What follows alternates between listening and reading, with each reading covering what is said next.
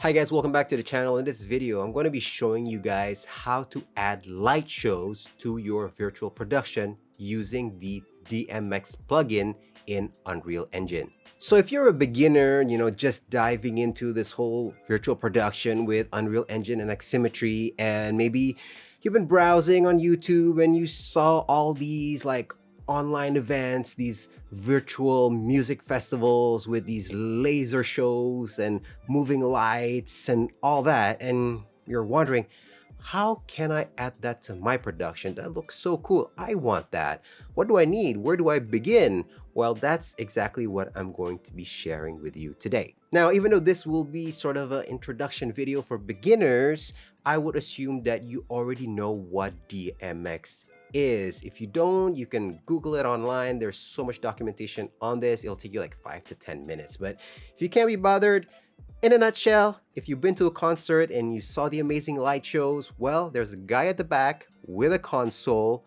controlling these light fixtures. And the way his console is communicating with the light fixtures is through DMX. Now, if you already know what DMX is, amazing. Now I want to talk a little bit about use case. Now, for the past 2-3 years since Unreal Engine released their plugin for DMX, I've seen two main uses in the industry around me.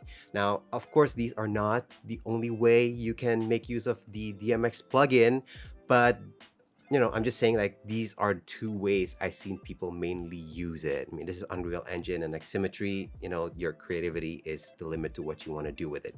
Now, the first way I've seen people use it, and this is for more projects that sort of have a proper budget. I'm not going to say a high budget, a proper budget, is that, okay, for like a virtual event, the designer of the stage will work with a lighting designer. Now, a lighting designer is most likely someone that has been in the industry, like creating light shows for offline events, for concerts, or maybe like music festivals and so on.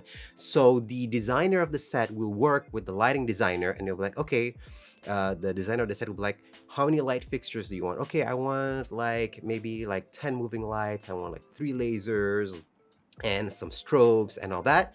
And the lighting designer is going to prepare his light show using his console, whether he's using like a Grand MA or whatever brand he's using to control his lights. And then the designers of this set, will prepare the light fixtures with an Unreal Engine, just the way he likes it. So, he will set the light fixtures in his console. The designer will set the lights in Unreal Engine.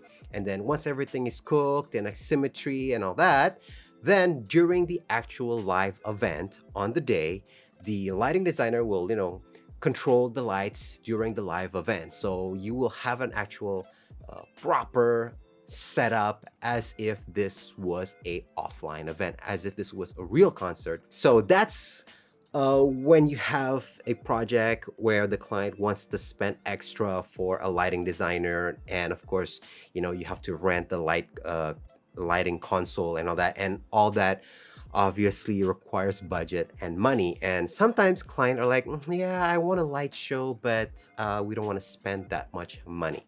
All right, so that's the second case.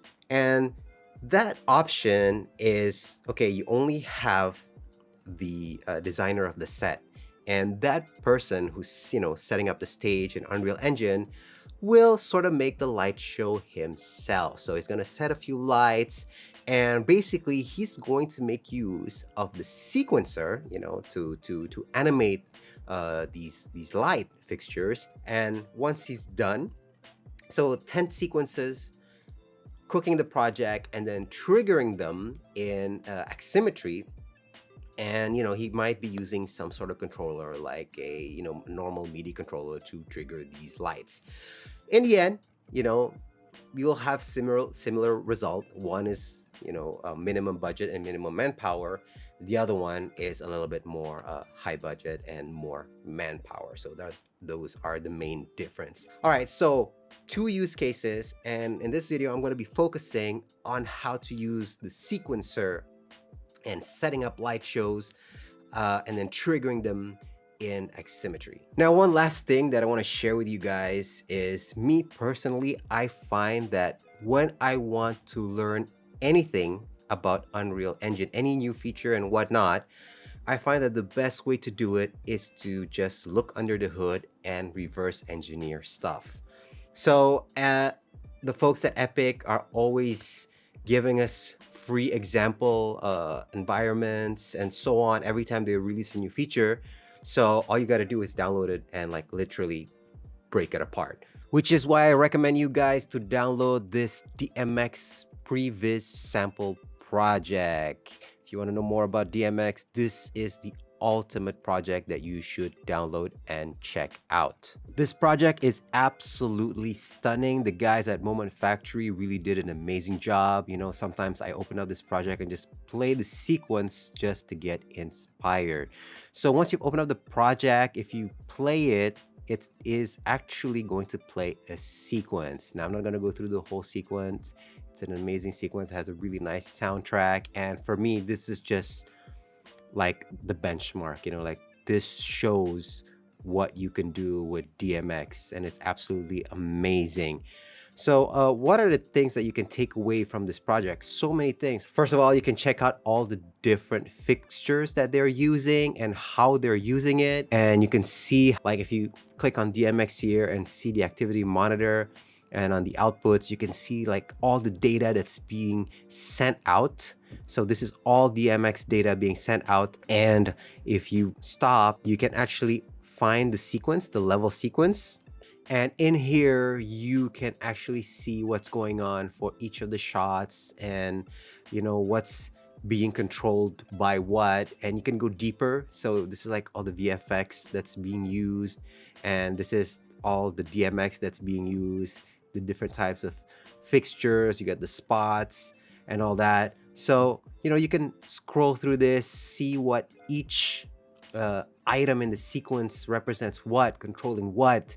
And honestly, I spent like days on this thing, just like pulling it apart and just to figure out how things work. But anyway, we're not going to continue with this set because it's just going to overwhelm you guys. I'm just saying it's there. And, you know, if you want to really go, you want to be serious into this whole light show thing, like this definitely the set that you need to use to just like experiment. For the actual tutorial, I'm going to be using this asset pack that I got from the Unreal Marketplace called Modular Concert Stage. Now, you don't have to purchase this set. The only reason I'm using it is because I already own it and because it already has pre-made stages. So I'm only going to be using the actual stage and none of the lighting. So I will be deleting all the lights and we will be starting from scratch. So by all means, use any set that you have. Also, I will be using the Unreal Editor for Aximmetry for Unreal Editor 5.2.1.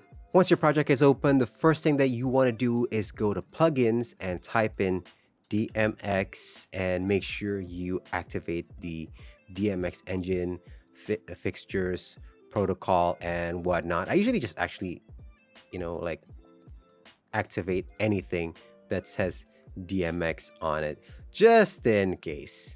And once you've restarted the editor, you will see now that you have a DMX drop down on the top bar. All right, so now I want to place the actual light fixtures onto my virtual set. So I gotta go my content browser here, settings, and make sure it says show plugin content. Make sure this is ticked. And now I can go to my browser here on the left side and, you know, type in DMX. And I gotta scroll down and make sure I am under the engine data plugins DMX. And here I will have a lot of folders, and what I need is for the DMX fixtures content. All right, so I got the folder.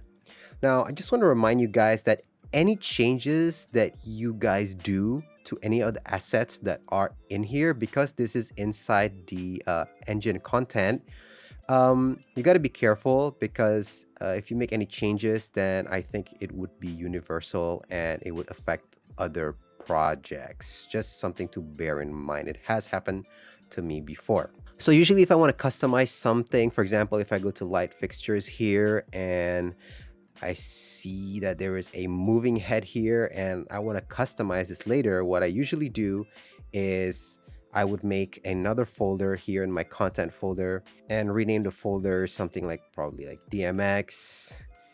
And then I would, you know, copy the fixture, like copy here, and then I would make the changes that I want within this DMX folder. That way I'm not, making like destructive changes to the master assets. So you'll be making your changes only on the assets in your folder. All right, so let's start placing the moving head BP here onto my set.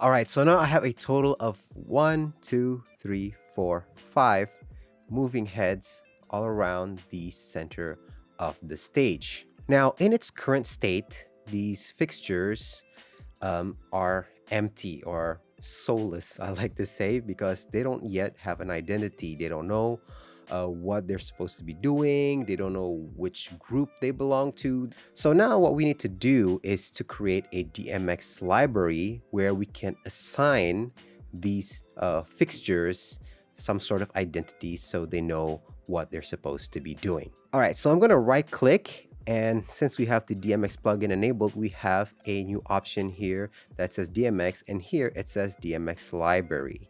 So I'm going to click on that, and I'm just going to call it DMX lib for now.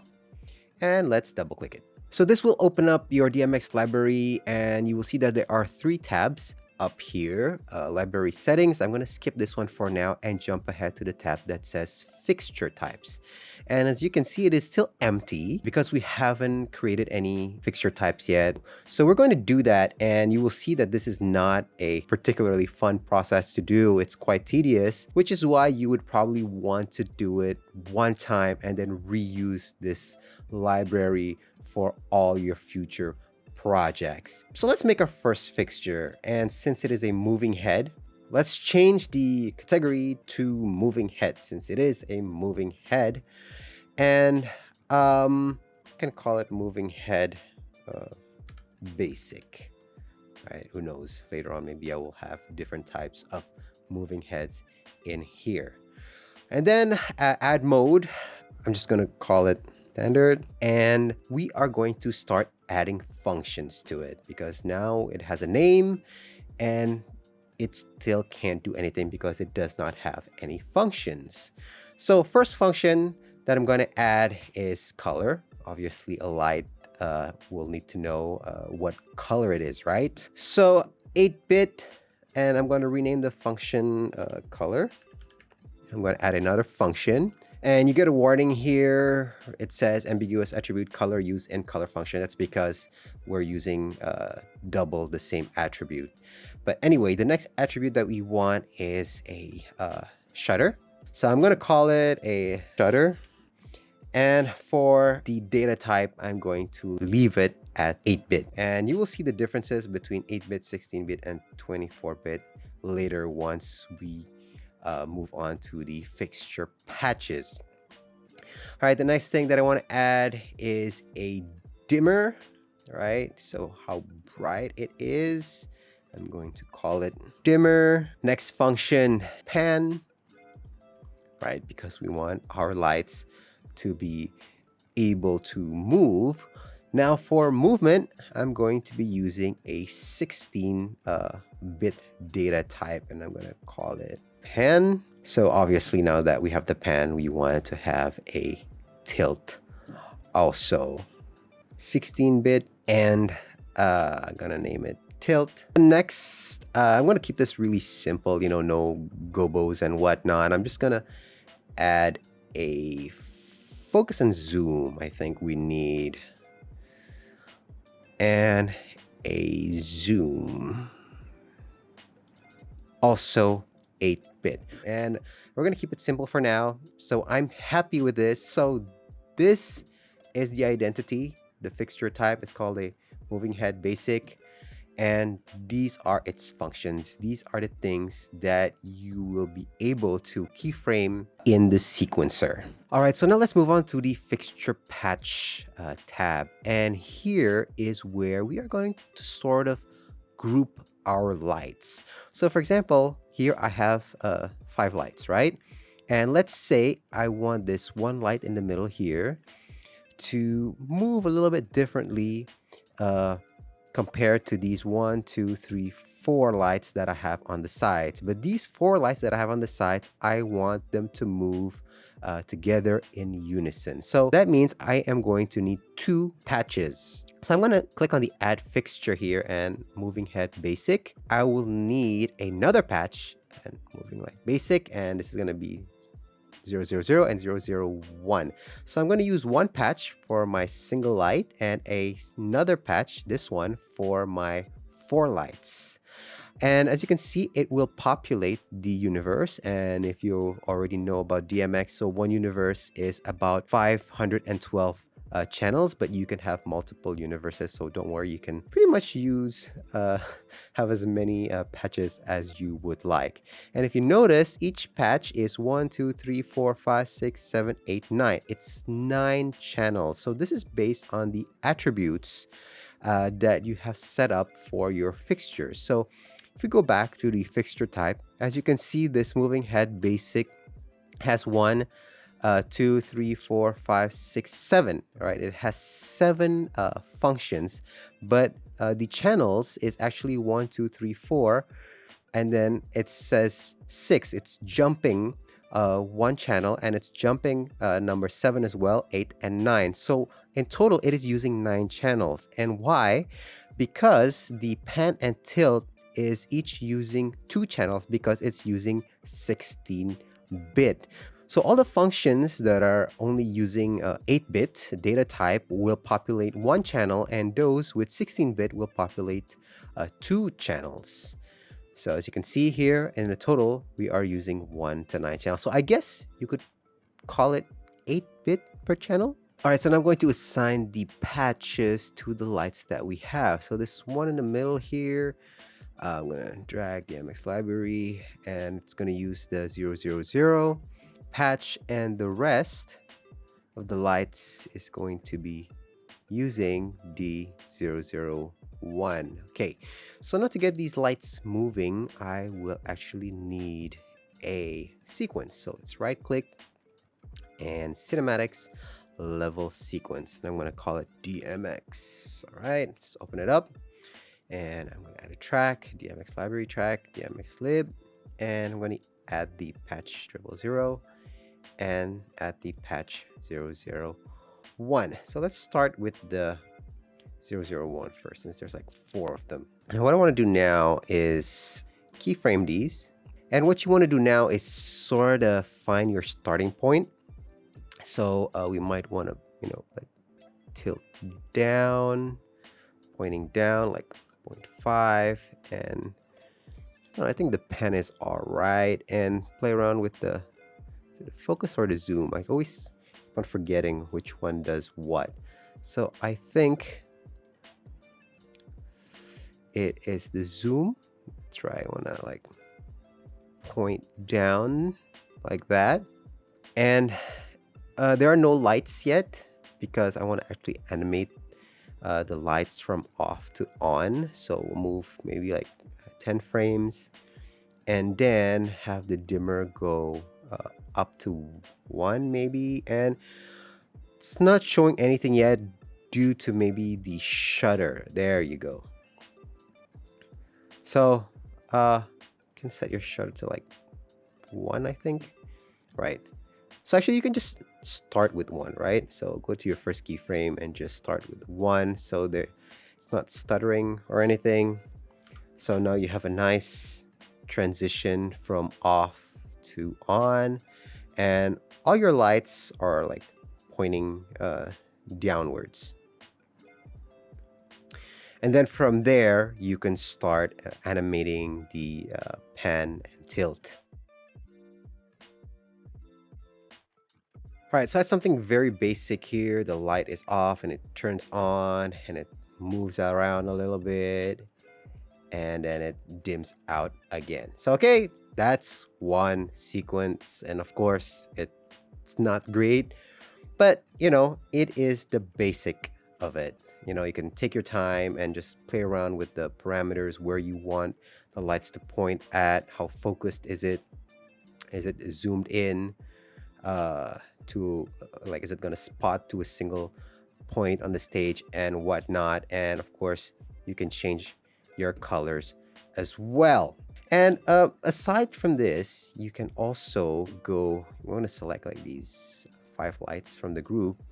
And there are some parameters that you can change here as well. So for example, if you want the lights to be, the light max distance, if you want to change it, so I'm going to change to 500. You see, it's not going to be as bright because the light is not reaching the floor, so to speak. But if I change it to like 2000, then it will reach the floor of the stage. And as a tip, I would recommend to, even if you have a lot of lights, like maybe you have like 50 lights and like 10 patches, the important thing is to not have everything go on at once. I found that if you have a lot of lights going on at the same time, it's requiring a lot of processing power on the engine, a lot of strain. If you notice from the Moment Factory, the previous sample that they had, they're also sort of doing the same thing. They're not having all the lights go on at once, but they're sort of like taking turns, and it can still look really, really nice. And we have one light left here that we haven't animated yet. It's being left out because in our sequence, we hadn't added any keyframes to it yet. So let's do that now.